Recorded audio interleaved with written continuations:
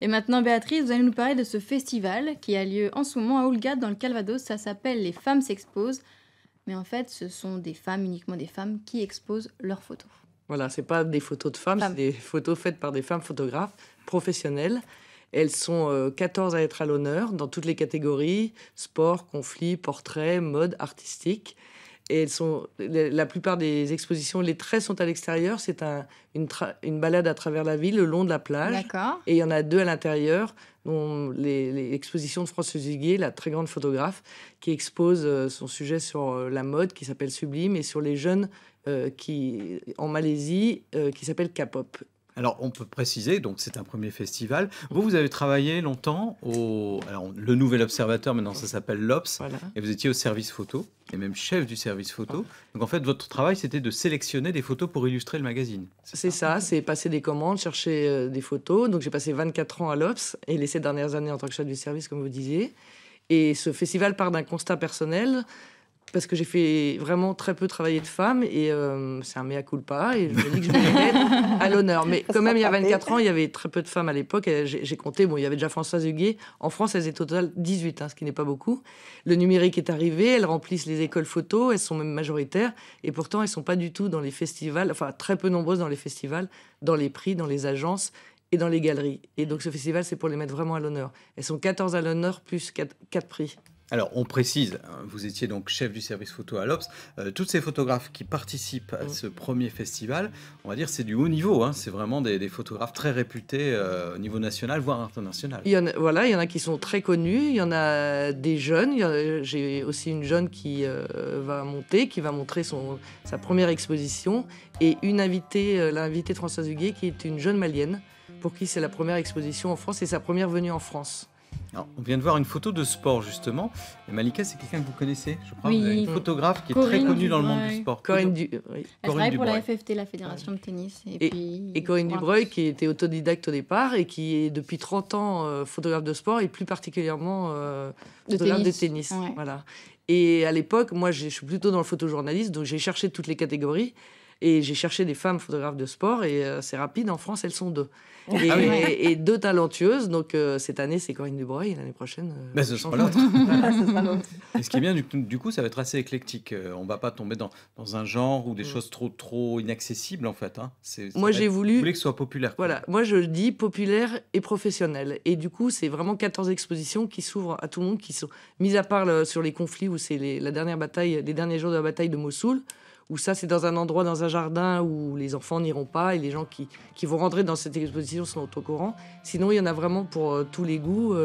Et je voulais une femme photographe professionnelle historique, et j'ai retrouvé Lee Miller, qui n'est plus là, mais j'ai retrouvé son fils qui est à Londres, et c'est la seule femme qui, après le débarquement, est allée sur la ligne de front. Et elle est venue une première fois photographier les infirmières et les médecins américains. Donc en 1944, pendant la bataille de Normandie. Elle est arrivée au lendemain du débarquement, pratiquement. Elle est restée pendant 3 semaines pour faire toutes ces infirmières, les blocs opératoires dans un hôpital de campagne. Et c'est des photos extraordinaires. Et elle racontait, du coup, je me suis documentée, et ils ne voulaient pas l'envoyer du tout. Ils ne voulaient pas envoyer les femmes. Elle a réussi, elle a insisté. Et elle a vécu dans des conditions difficiles. Et quand elle est revenue en Angleterre, on l'a photographiée comme elle est ancien top modèle. On la mettait en glamour, alors qu'elle était en conflit, qu'elle dormait dans les... Il y a eu un très beau livre sur la vie formidable, de Lee Miller. Il y a un très très beau bouquin. Et donc on va voir ces photographies. Voilà, et dans ces photos, il y en a 2 qui sont connues, toutes les restes sont totalement inédites. Et je voulais mettre à l'honneur une femme qui était venue travailler en Normandie. Alors où est-ce qu'on va aller voir ces photos ? Alors, celles de Lee Miller, elles sont sur des grandes bâches, c'est des grandes photos, des grands formats devant l'Office du tourisme d'Houlgate. On ne peut pas les rater. On ne peut pas les rater. C'est jusqu'au 16 juillet et on nous demande déjà de prolonger. Ah oui. Voilà.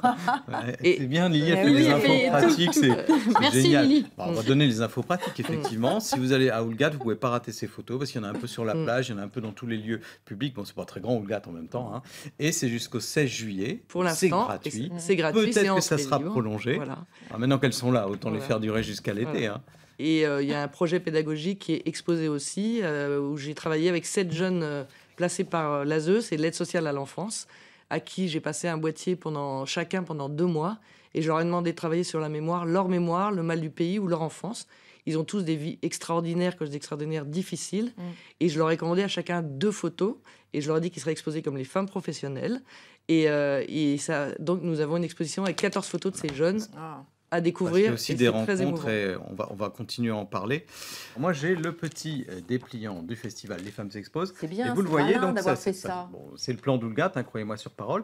Et tous ces petits points, c'est le parcours, Béatrice. Parce Voilà, qu'en fait, c'est on ça. peut faire un petit parcours entre les 14 Voilà. expositions donc, de ces 14 femmes photographes. Voilà, tout se fait à pied, bien évidemment. Oui. Et c'est un parcours, voilà, on l'a déjà numéroté pour que les gens se retrouvent. Et ça se fait à pied. Ça se fait en combien de temps? Ça fait une belle balade.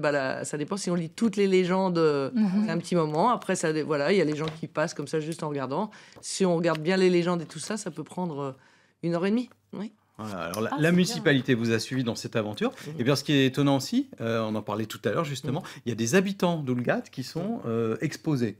Voilà, moi je tenais à mettre à l'honneur la ville aussi.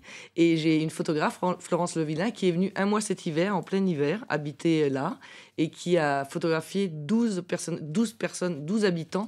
Le titre, ça s'appelle Les habitants d'Oulgat. Et bonne on idée, voulait ça. représenter tous les âges, toutes les catégories. Et ils sont 12 à être photographiés. Elle en Ils a doivent fait être fiers. tout le monde est content de les voir. Et elle a fait des photos de superposition de photos parce qu'elle les a interviewés, leur a demandé ce qu'ils aimaient. Donc elle a photographié le personnage qu'ils aimaient, là où ils vivaient leur travail. C'est 4 photos qui sont superposées. C'est un travail Ah, c'est magnifique. ce qu'on voit là. Voilà, et Ouais. c'est superbe. Et pour les habitants, c'est bien. ouais, c'est chouette. Parce que c'est ceux qui sont là à l'année. C'est les Eh vrais, oui, les vrais. habitants qui Eh sont oui. là. Mm. Voilà. Allez à Oulgat déjà parce que c'est une très belle petite station balnéaire. En plus, il y a ce Ouais. festival qui est un premier festival. C'est vraiment du haut niveau. C'est Mm. vraiment des photographes de Ouais. qualité. Mm. Et c'est pas tous les jours qu'on peut voir toutes Mm. ces expositions. Alors, info pratique, on disait jusqu'au 16 juillet, mais peut-être un petit peu Lily jusqu'à qui va la nous fin de donner les l'été. infos. Prolongé. Voilà. Et on le précise, c'est gratuit. Et ça n'est pas réservé aux femmes. Les hommes aussi peuvent aller voir Bien l'exposition. sûr. Eh oui. Et c'est bien. Et ils sont venus, ça a commencé donc vendredi. Ils lisent, parce que sur chaque premier panneau des expositions, chaque femme exposée raconte les difficultés ou pas, ce qu'elles ont rencontré en tant que femme photographe. Et les hommes étaient très intéressés et ont compris le pourquoi du festival en lisant chaque commentaire, en fait. Bon, le festival c'est Les bien. Femmes s'exposent à Oulgat. Il faut y aller. Et on ira. Bah, on ira. On fait la promesse. En donc plus, voilà, c'est Oulgat, pas c'est loin. très sympa. Oui.